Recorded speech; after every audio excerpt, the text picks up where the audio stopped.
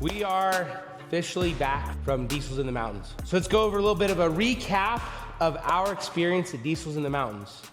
So it wouldn't be a recap without understanding how we got there. Diesels in the Mountains, we've been planning as our first event where we were gonna hit nitrous. Was gonna be daily driven, we missed that opportunity. We missed it because we had a transmission issue. We had to pull the trans, got it over to Randy's, they got us taken care of. In between the daily driven event and the Diesel in the Mountains event, we had a couple of things to get done. One, we had to get the truck fixed, right? We had a broke truck, so I had to get a trans swap in, swapped it over to full manual valve body. We had already done the nitrous stuff, but I actually redid a bunch of that. And then just the top to bottom nut and bolt of the whole truck, make sure everything's good to go. So we had that to get done, but we also had our super secret mission. So those of you that know, we've been teasing it for months, but we had a super secret mission down in Texas. Our new Beaman builds dyno. It's a Dynacom dyno. It can do 3,000 horsepower. It's got a monster eddy brake, so it's great for diesel trucks. We do have that at the Burt Brothers Motor Park, so just west of Salt Lake City. We have it at a garage out at the racetrack. And we are gonna be offering the dyno up for rental, so if anybody needs to rent it, it is also mobile. What I do wanna do is do a Beaman Builds dyno day where we invite a bunch of our friends and we have a barbecue and we hop on the dyno and we all see what we can do, whether you got a 4-cylinder Jeep or you got a 4,000 horsepower truck. We hope we can get everybody on here just for a fun day, kind of breaking in the dyno. And the very first testing it got was, well, actually we put nitrous on it first because I didn't want to break side piece on it. But once we knew how to operate the dyno, at least somewhat, we put side piece up on it. And we actually got the opportunity to do a little bit of testing with side piece on our very own dyno here. So that was super fun. So the night before the show, we were actually tuning on this dyno, trying to get the truck dialed in until 3 a.m.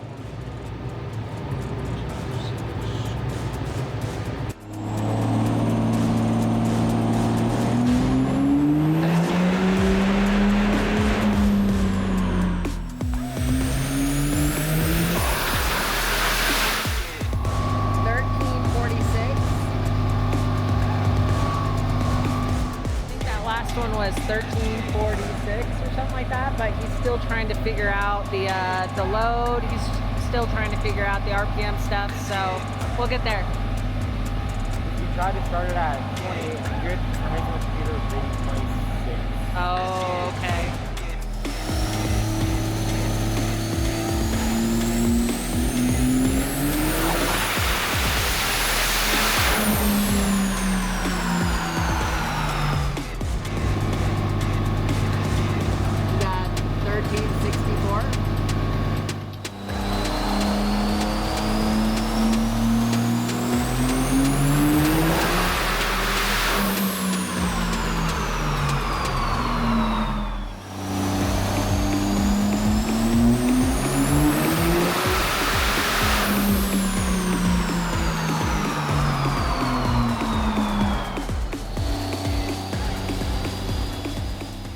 So true Beaman Builds fashion, we were staying up late, trying to make sure everything was perfect.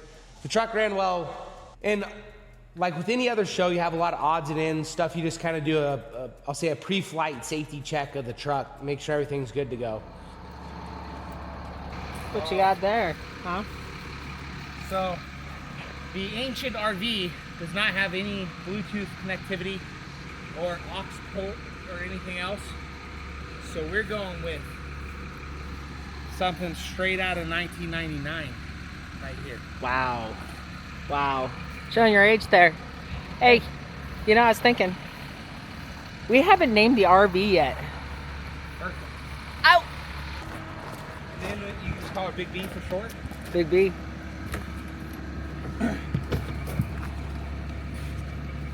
All right, we ready to hit the road, Wes?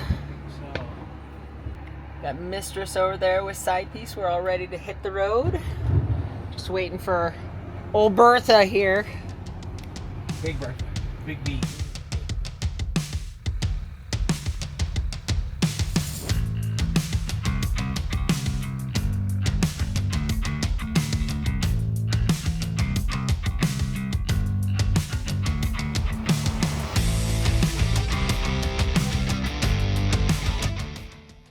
So we went up there Friday. Richfield is about a 3.5 hour drive from us. Drove down there pretty late in the afternoon, got kind of a late start, got our booth set up, met all of our neighbors in the vendor row, and then just kind of enjoyed the evening, hung out, talked to a bunch of you guys. I don't know how many people we talked to. There's tons of you guys, and I can't tell you how much I appreciate you guys taking the time to come up and say hi, sharing your stories, sharing your builds, sharing what you like about the truck. It means the world to us. We love all of our fans, and we love when we have the opportunity to talk to you guys. So thank you very much for taking the time out of your day and your trip to Diesels in the Mountains to come and say hi to us. I also love your guys' content as well. Thank you. Thanks for tuning in on your live sometimes. Yeah, that's awesome. Yeah, I'm about to start a live in just a minute. Heck yeah, well, good luck, guys. Thank you so much. So during the day, not a lot going on in the morning for us other than just meeting people, getting the truck cleaned up. Why? Because we literally just cleaned the trucks. oh, story of my life. But I'm the one that cleaned it. Hey, I helped. This time, I did that wheel. Look how nice it looks. it does look really, really nice. You did a great job, It's the Wes. cleanest that wheel's been in like 3 years. I clean it too. Exactly. You clean it. So this time it's right. Please don't kill me. Okay, let's go see. All right, so this truck, probably the best truck in the show, gotta say.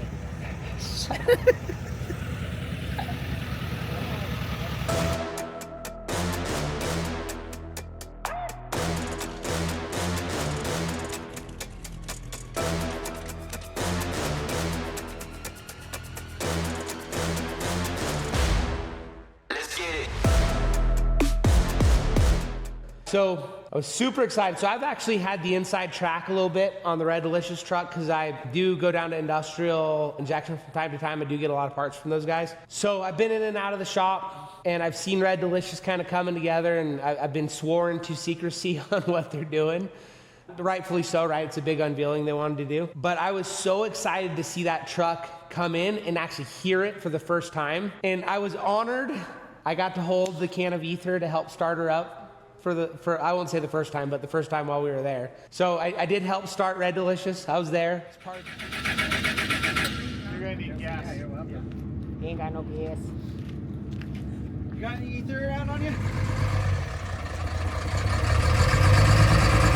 But overall, that truck is an absolute work of art. The welding on it, even just the way they did the piping, everything about it, the billet block, it's just an absolute masterpiece. I can't wait to see what it does. Josh did set the bar a little higher for everybody, but there's a truck that can go after that kind of record. I think it's Red Delicious. And the new wrap, I don't know who did the wrap. I don't know who decided on that. I'm guessing probably Josh, but man, thing came out absolutely primo. They had dirt drags rolling, so we were watching those. They had the dyno rolling, so we were watching that. Deb was out there practicing with the drone. I don't know how the hell she flies that thing. I cannot quite get it down. It's like a video game, and I was never good at flying in video games either, so I'll leave the drone flying to her. All right, during the day, we're getting kind of close to the unlimited class run, and I wanted to get in a fuel-only run. I had been kind of procrastinating all day. Deb was urging me. She's like, you need to get up there and do a test run. So we got in line about 1 o'clock. It took us quite a while to actually get on the dyno. There's a little bit of a wait. How are you feeling, Wes? Excited. I want to see what she'll do. See if we made any improvements, or we went backwards, or what. It's always I'd like to say a roll the dice. It really shouldn't be, but I think we should do better, but never know. It's quite the crowd out there. Yeah, this place is packed. I'm just really hoping the rain stays off that direction. I've been lucky all day, but it just keeps getting a little closer and a little closer.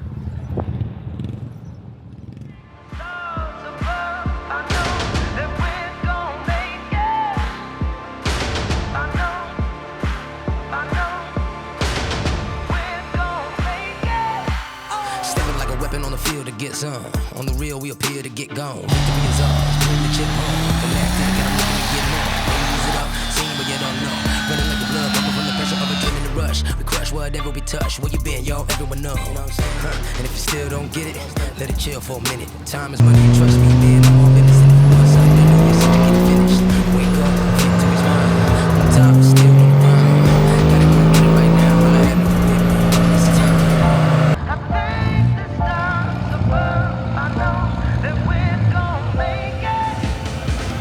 Take what we got, we gon' make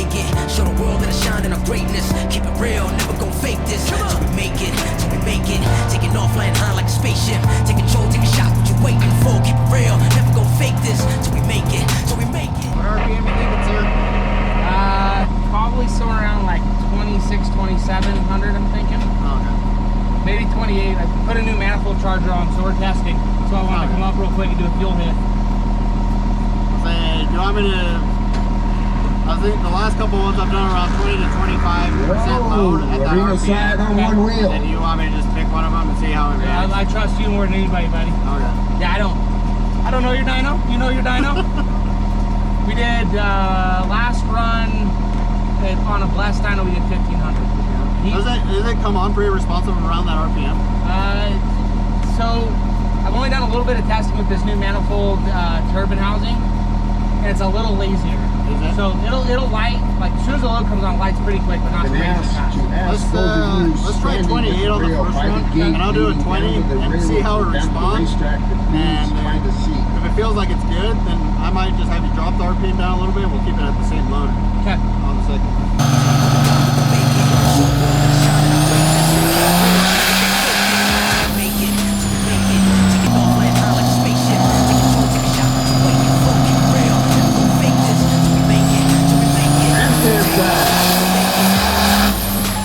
So we got up there.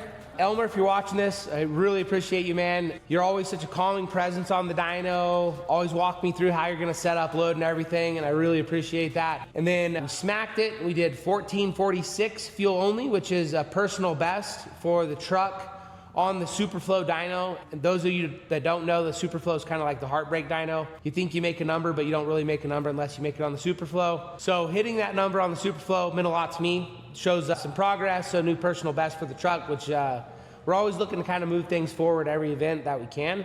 Hey Wes, how'd that feel, by the way? Right? Yeah, she ran amazing. I really appreciate Elmer taking the time. Like, he was a really, calming presence. I always like that.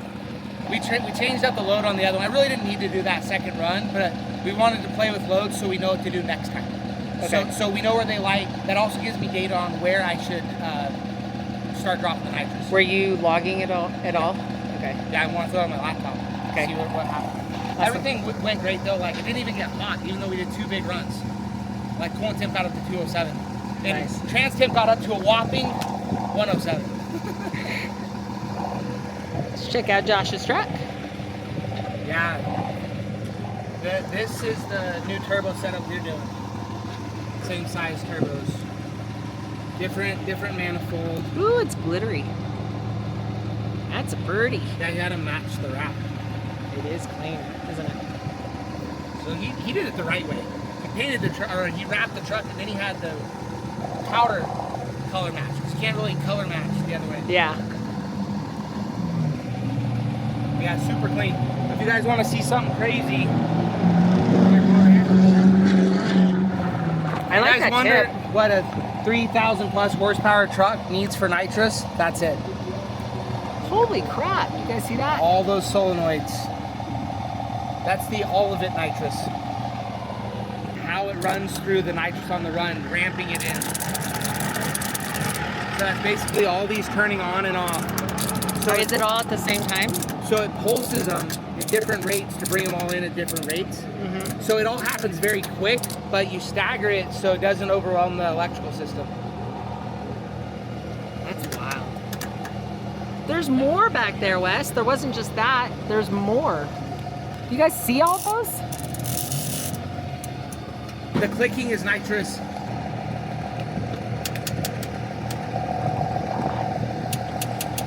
If you guys don't know, just common rail 24V and then horse torques. Horse Torques YouTube. on YouTube. Yeah, Horse Torques Diesel, guys. Yeah, you guys should follow him. If you like our stuff, you'll love I his love how stuff. I don't have any stickers. That I know. say It's like it. looking around like, where's your sticker, man?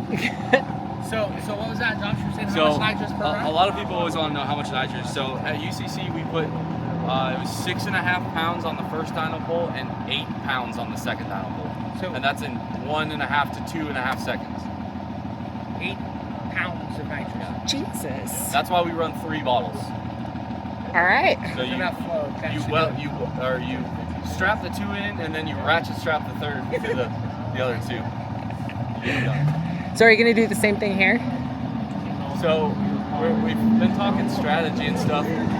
The problem is that UCC, and I know everyone always said, like, it didn't it rode a fuel limiter the whole time it was running on the dyno. So we kept the fuel quantity the same. We added a little bit more nitrous for the higher elevation. And then I talked to Cody last night about kind of like what we're gonna do, and I think we got a plan. And it's not hot enough today. Is that Tyler? I'm thinking like if I could make 3,600, I'd be pretty happy. Hell yeah. Hell yeah. If you guys have any questions, I'd honestly be really happy if I won and it drove in the trailer. That'd be that's the best case right there. But right if there. not, there's plenty of people here to help me push it. So. Yeah. I got you. We got you. We got you. So. Guys can have sparkly things. It's okay. Josh, I would have never guessed. I don't know about orange, but Yeah. Oh, Hey, it's some. there, bud. Hey, that's something between us, okay? It's special. It's special. you add a little gulp to it, you'd have the wrong McDonald's truck. Oh, come on, man. Come on. You're done. Like, how dare he? I don't like Josh anymore. He's a jerk. Oh, of course, the Crocs. Of course, the Crocs. They're safety Crocs. Listen. It's a lifestyle. It's a lifestyle. People wouldn't understand. So you kind of have dynos running throughout the whole day, and then there's a block of time. It was starting at 3 o'clock.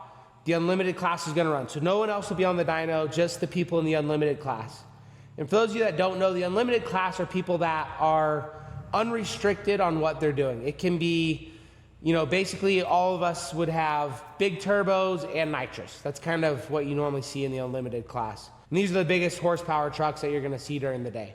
But overall, just a great unlimited class, super fun. I loved how they did it, where they brought everyone into the arena. All the unlimited trucks were kind of a spectacle, so everybody could see it. Super, super fun. So then we went back to our booth up in Vendor Row, and I had to get the truck ready for the nitrous hit. All right, we are currently getting this truck into nitrous pull trim. So there's a few things I have to change. So normally I don't run a wastegate on fuel only pulls. It seems to do fine with the new housing. But for nitrous, if I did that, I would blow up my turbo. So I have to run my gate. So I'm setting the gate. We're gonna be opening the gate, start cracking it at 55 PSI of drive, fully open at 60. And then we're going to, I set all of my safeties in the maximizer. So we're gonna arm it at 3,200, and we'll disarm it above 5,000, but we'll probably stop the run well before then. Then we'll be doing staggered engagement based on throttle position. So basically once I hit 95% throttle, it's going to start ramping in the nitrous. Once I get to 100%, it'll be all in. We have a safety for drive pressure as well, so I won't, boost pressure. I won't be spraying anything until it's above 50 PSI of boost pressure. And then once it hits 50, then it's gonna let it rip. And then we have we're gonna be doing a tune change. So when you're doing nitrous tune-ups, or when you're running nitrous, you don't wanna be right in the meat of the air-fuel ratio curve. You actually wanna be on the lean side of the curve. So with the fuel setup I just ran for fuel only, I would end up right in the meat of that and run really, really high cylinder temps. So I'm changing the tune, so it's gonna be a little less fuel, and it's going to be less timing, which are both things you wanna do for nitrous, because nitrous makes the fuel burn faster, so you don't need as much timing. The real question, Wes, how are you feeling? Nervous, very nervous, to be honest with you. Like, we've never hit nitrous. Anytime you're doing this stuff, every time you go up on the dyno, it's a risk. Nitrous just adds a little more to that risk. So I feel like we built a good truck. I feel like we have the parts that can do this, but there's always the risk, so I'm definitely nervous. So here I am trying to get this nitrous tune-up in. And the first thing I go see is the laptop I brought is not the laptop that has all my tune files. So I tried to get on the internet to get my tune file, and there's so many people on the cell network down there. I don't think Richfield's used to that many people using the cell network, that the internet was unusable. Luckily, Deb was smart enough to bring Starlink down, finally get that set up, and for some reason, my email, literally just one email, was unreadable, and it was the one email that has the file for my nitrous tune-up. I had to get a hold of my tuner. Luckily, Gordon was helping me out on this one, resent me that file. So Gordon, thank you very much for getting that to me in short notice. Then we went through the fiasco that is programming an 848B ECM. I don't wish that pain on anybody, but we got through it. I got the jets put in, and I was trying to flash a new tune in. Those of you that have flashed 848 ECM, so the 0405 Dodge trucks, they have a really bad habit of failing right at the end of a right. And you can get in these loops where it might take you 5 or 6 tries to get a right to take, and each one takes about 15 minutes. So I'm in there, thought I had plenty of time, and then the right fails. And it's like, oh crap, we need to be out there at 3. The unlimited class starts at 3, and it's not taking the right. So we're fighting this thing, fighting it. Finally, I got my nitrous tune-up to load literally right after the event had started. So Josh McCormack had already went and smacked his numbers.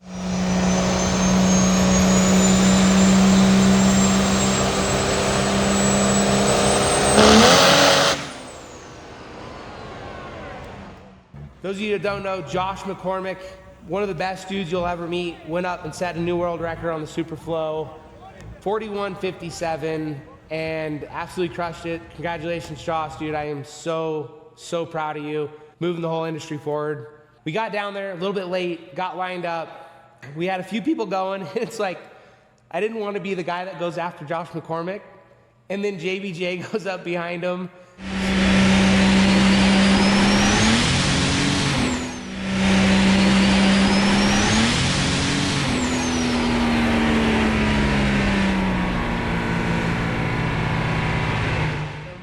Smacks like 3,300. Well, like, I don't want to go behind him either. And Darkside goes up and gets right under 3,000. I'm like, can I just please get a couple of normal trucks? Like somebody around 2,000, so I feel a little better about the number I'm going to put up. So Bridger had a little issue with his map sensor. He persevered. Bridger, I respect the heck out of you, man. It sucks trying to work on a hot truck. He's over there with minimal tools, swapping in a new map sensor, burning the crap out of his hands so he could get up there and make a hit for the fans. He set a new record single pump, so that XP600 Industrial putting in the work there, like another monster hit. We had a couple of trucks go. I hopped in line, and like at this point, the adrenaline is absolutely pumping. You know, like this is our first nitrous hit inside piece. You never know how these things are gonna go, and your heart's starting to race. And I get up there, I'm fire suited up, get my helmet on, get the load all set up, ready to go, and we go to hit it, and like when nitrous comes on, it hits like a truck. Like it just comes on super fast. So I'm flooring it, and I'm just expecting the truck to just roar to life.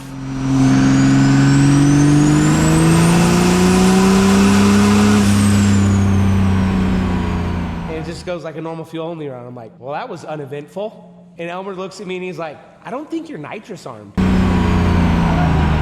came on. 1324. Other than nitrous came on. What was it, what? The solenoid's never fired. The nitrous never armed it, never actually turned on. I gotcha. Josh McCormack, the guy who literally just set the world record.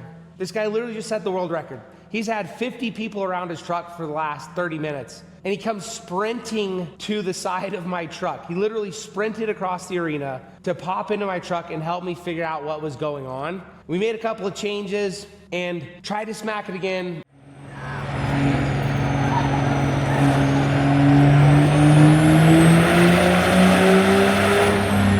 Only to find out no nitrous again. So I wasn't about to do it again. The truck was getting hot. So we pulled it off, parked it, and again, Josh came over, and as soon as I pulled up the log, it took him all of 2 seconds to look at the log and be like, dude, you have no RPM signal. He's like, do you have an RPM safety? I'm like, yep. He's like, turn that crap off. We're doing this again. So I just want to take a minute to talk about what a true champion really is. If you look at a guy like Josh McCormack, again, this guy has every reason to have a big ego. Just won UCC. He's won King of the Streets 3 times. Just set a new world record for highest horsepower ever in a diesel truck. and highest horsepower ever on a Superflow dyno. And he's taking his time to help me make sure I get to hit my number. So Josh, all the people you help, we're all thankful of you, man. Like all the videos you put out, all the guidance you give to people, the lack of gatekeeping in a gatekeeping industry, we really appreciate it. In my eyes, that's what I'm trying to emulate, is kind of what Josh does for people. Josh, love you, man. Appreciate everything you do. So we pulled off the RPM safety. We went up there, and again, nerves are really going. Get up there, get strapped in, and we hit it, and I scared the living bejesus out of poor Elmer, and I think everybody in the staff, because my wastegate doesn't open like any other diesel truck.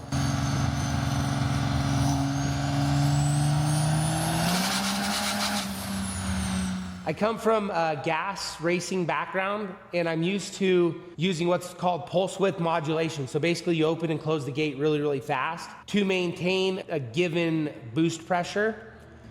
Well, my gate is set up that way because that's what I know. And on diesel trucks, they normally don't do it that way. So I got really, really fancy with my gate strategy, and it kind of sounds like a machine gun when it goes off.